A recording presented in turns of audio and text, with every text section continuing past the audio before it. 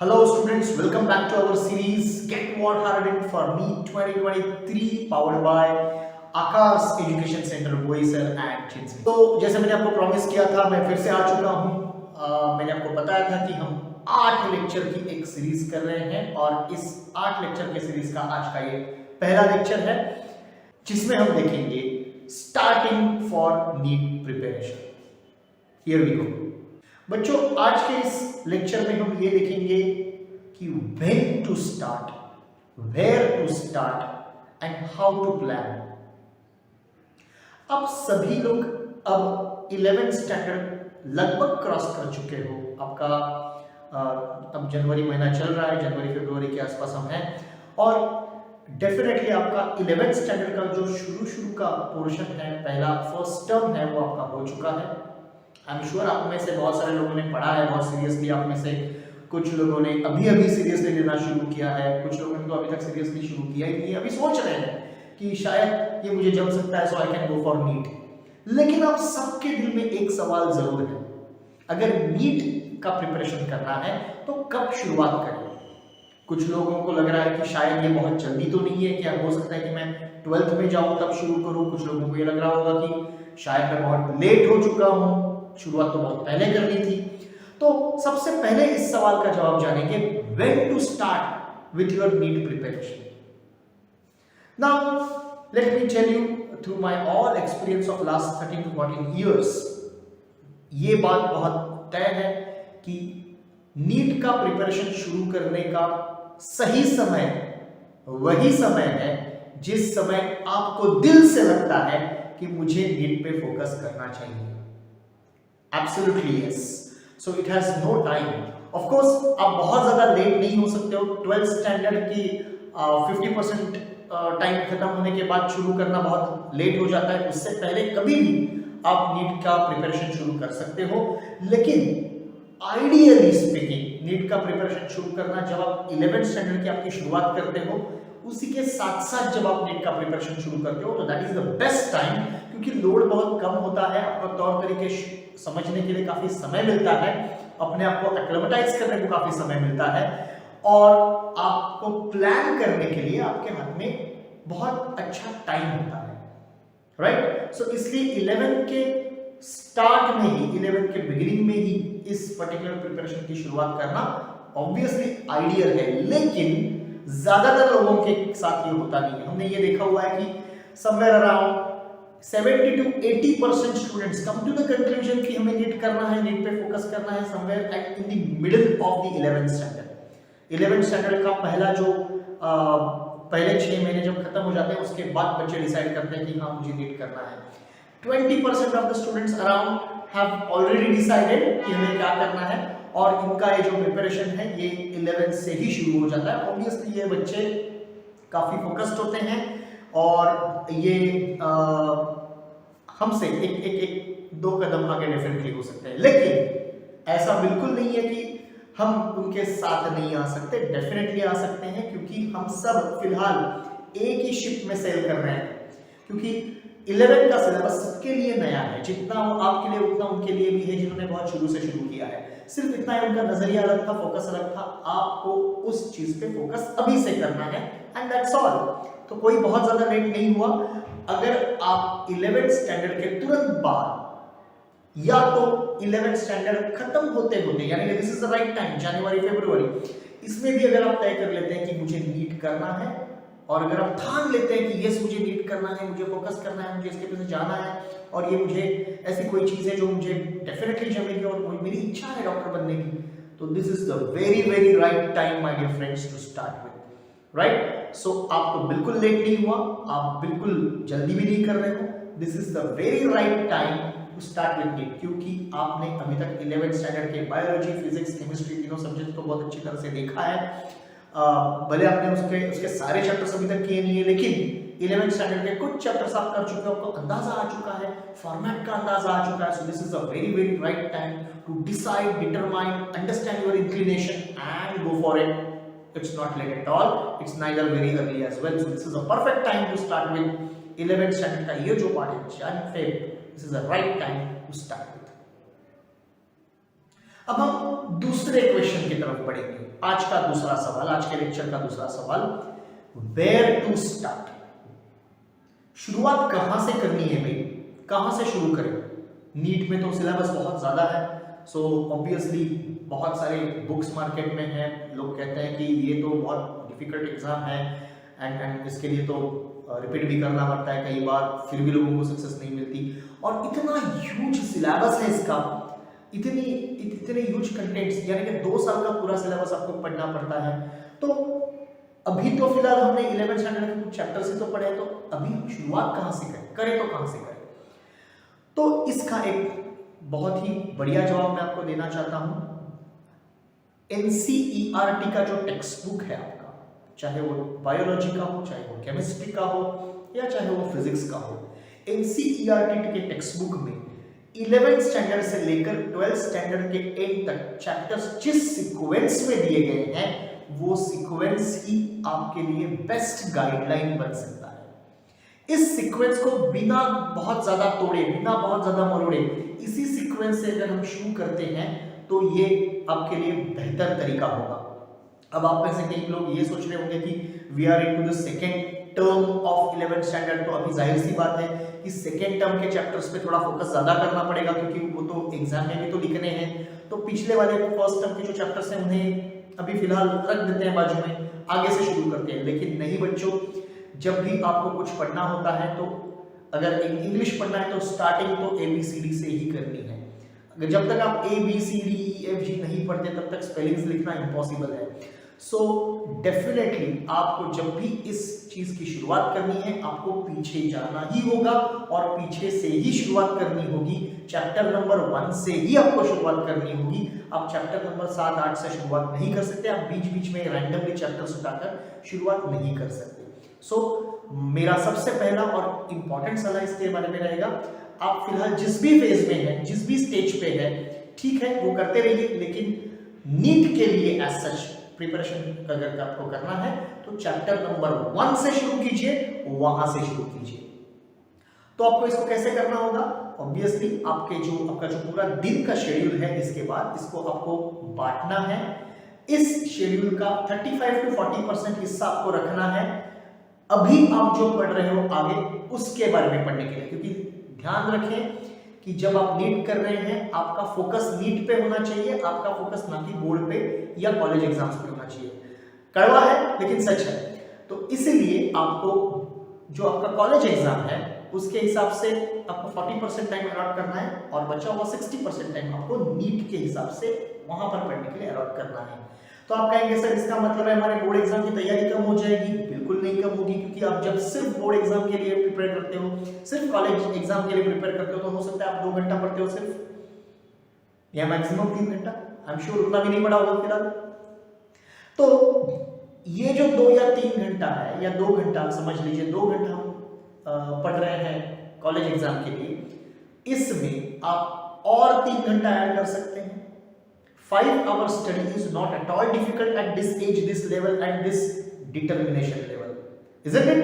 और इसलिए आपको समय बढ़ाना पड़ेगा, आपको आपका पढ़ाई का समय बढ़ा दीजिए, तो ये 2 घंटा 2.5 घंटा जो भी आपको चाहिए स्कूल के लिए वो मिल जाएगा, यानी कॉलेज के लिए आपको मिल जाएगा। उसके साथ साथ ये ऊपर का 2.5-3 घंटा 3.5 घंटा जो आपको अलग से मिल रहा है, उसका इस्तेमाल आप करें आपके नीट के प्रिपरेशन के लिए, और उसके हिसाब से आपको डेफिनेटली प्लानिंग करनी होगी। इसके बाद तीसरी चीज जो मैं आज आपको कहना चाहता हूं वो है प्लानिंग।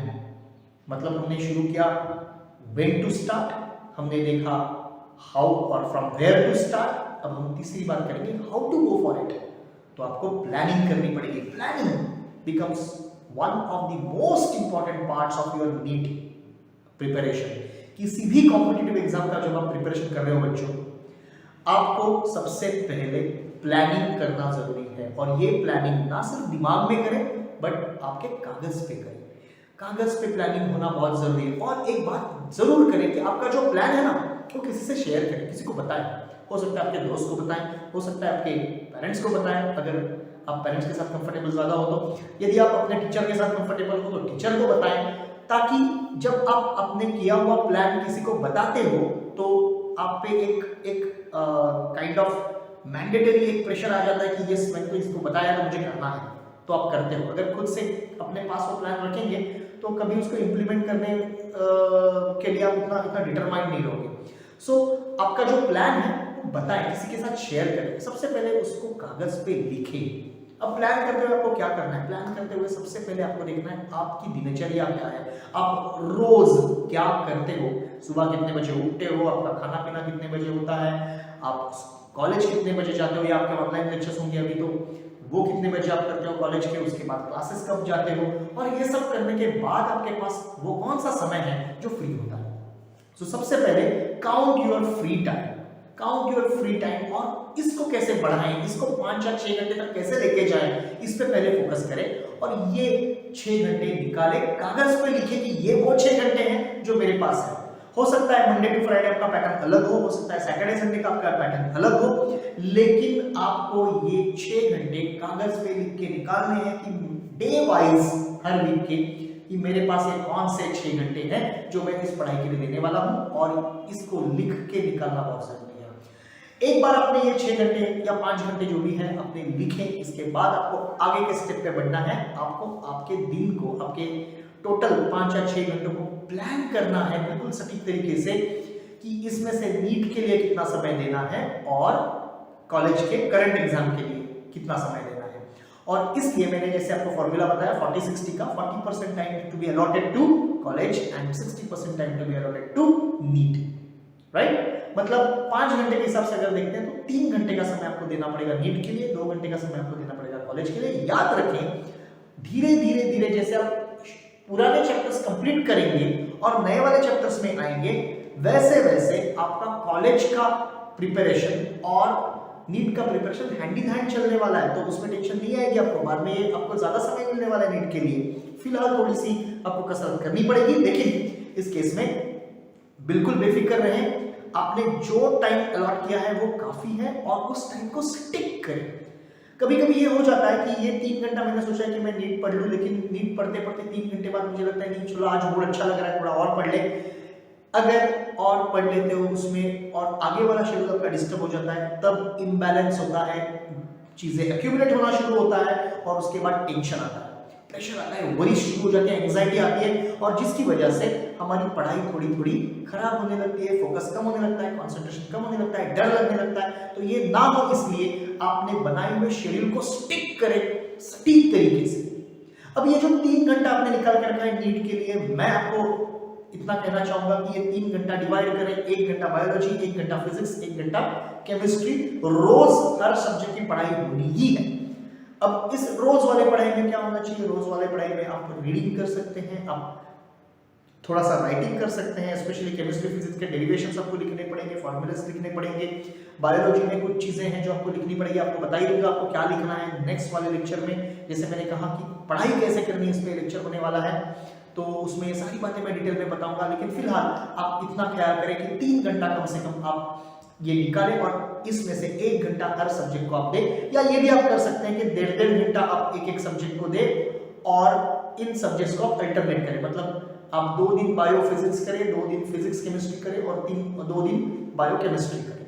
तो इस हिसाब से आप इसको मैनेज कर सकते हैं अपने तरीके से। लेकिन जो भी आप मैनेज कर रहे हो, जो भी आप तय कर रहे हो, इसे कागज पे लिखें और कागज पे लिख के इसका इस्तेमाल करें। और कभी भी जो आपने समय अलॉट किया हुआ है एक सब्जेक्ट के लिए, सपोज आपने बायोलॉजी के लिए 1.5 घंटा आज का अलॉट किया है, फिजिक्स के लिए 1.5 घंटा अलॉट किया है, तो ये जो पहला 1.5 घंटा है जैसे ही खत्म होता है आपको ध्यान में रखना है बायोलॉजी आपको वहीं पर बंद करना है और आपको फिजिक्स पे जाना ही है। ये नहीं कहना है कि चलो एक टॉपिक और कर लेता हूँ, आज बायो में मुझे अच्छा लग रहा है, भाई फिजिक्स थोड़ा बाद में कर लेंगे। बिल्कुल नहीं, आपने जो प्लान किया है उसको स्टिक करना ही है, चाहे कुछ भी हो जाए, चाहे दुनिया यहाँ के वहां हो जाए। आपको ये प्लान जो है इसको कहीं भी धक्का नहीं पहुंचाना है, राइट। अगर इतना कर लोगे बच्चों, द विक्ट्री इज योर्स 101% बोल रहा हूं। क्योंकि हम अगर कहीं फेल होते हैं तो यहीं पर फेल हो जाते हैं कि हम प्लानिंग तो बहुत सारी कर लेते हैं लेकिन प्लान को स्टिक नहीं करते। हमेशा बड़ा पिक्चर देखें। हो सकता है आज आपको अच्छा लगे, चलो आज मैंने बायो थोड़ा ज्यादा कर लिया, मुझे अच्छा लग रहा है, बायो का पूरा चैप्टर मेरा निकल गया, लेकिन कल जाकर आपको समझेगा कि आपका फिजिक्स एक्यूमुलेट हो रहा है, राइट? तो ये चीजें ना हो, इसलिए जो आपने शेड्यूल बनाया है उससे बिल्कुल सटीक तरीके से स्टिक करें, उससे बिल्कुल ना भटके, राइट? तो मैंने आज 3 बातें आपको बताई। पहली बात बताई व्हेन टू स्टार्ट, जिस वक्त आप सोचते हो कि मुझे नीट में फोकस करना है, that time is the best time to start with NEET preparation, दूसरा कोई टाइम नहीं है, राइट? और इसलिए अगर आप आज 11th स्टैंडर्ड में हो तो Jan Feb is very very ideal time to start with, जो मैंने आपको पहले बता दिया है। सेकेंड, वेयर टू स्टार्ट, जैसे मैंने आपको बताया stick to the sequence given in NCERT, क्योंकि पूरा का पूरा प्रिपरेशन में एनसीईआरटी पे ही बेस रखना है और एनसीईआरटी के थ्रू ही करना है, और इसीलिए स्टिक टू एनसीईआरटी का sequence, start with older chapter, although in this term you have to study further chapters, doesn't matter, give separate time to those older chapters and start, that is going to help you। उसके बाद ये दोनों चीजों को करने के लिए आपको क्या करना है, तो प्लानिंग करना है। प्लानिंग कागज पे करना है, कैसे करना है मैंने बता दिया, तो please stick to your plan, never get deviated from your plan. तो चलो कागज और पेन उठा लो और ये प्लानिंग करना शुरू कर दो। आज अभी इसी वक्त प्लानिंग करना, जब ये वीडियो देखने के तुरंत बाद अगर करेंगे तो ये होगा, नहीं तो शाम को अगर करने जाओगे प्लानिंग, अगर अब शाम को वीडियो देख रहे हो और कल सुबह करने जाओगे तो ये प्लानिंग नहीं होने वाली। This is called as procrastination. Procrastination की वजह से भले भले लोग गिर जाते हैं, आप नहीं गिरना बच्चों। तो प्लीज ये वीडियो देखने के तुरंत बाद सबसे पहले आपको क्या करना है, तो पेन और कागज उठाना है और प्लानिंग करना है, पूरा टाइम टेबल लिखना है, वो किसी को दिखाना है और उसको फॉलो करना। कल से नहीं, आज से शुरू करना है, अभी से। कम सो डू इट। ये पूरे सीरीज में 8 लेक्चर्स होंगे, जैसे मैंने पहले ही बता चुका हूं अपने इंट्रोडक्शन में। अगला लेक्चर अगले हफ्ते आ जाएगा और जिसमें आपको पढ़ाई कैसे करनी है, रीडिंग कैसे करना है, रीडिंग से ज्यादा बेनिफिट कैसे उठाना है नीट के हिसाब से, क्योंकि नीट में काफी कॉम्प्लिकेटेड क्वेश्चंस आते हैं, बहुत सारी चीजें याद भी रखनी पड़ती है और कॉन्सेप्चुअल क्लियरेंस भी काफी अच्छा रखना पड़ता है। तो उसके हिसाब से पढ़ाई कैसे करें, कैसे रीड करें, ये सारी चीजें मैं आपको अगले हफ्ते बताऊंगा।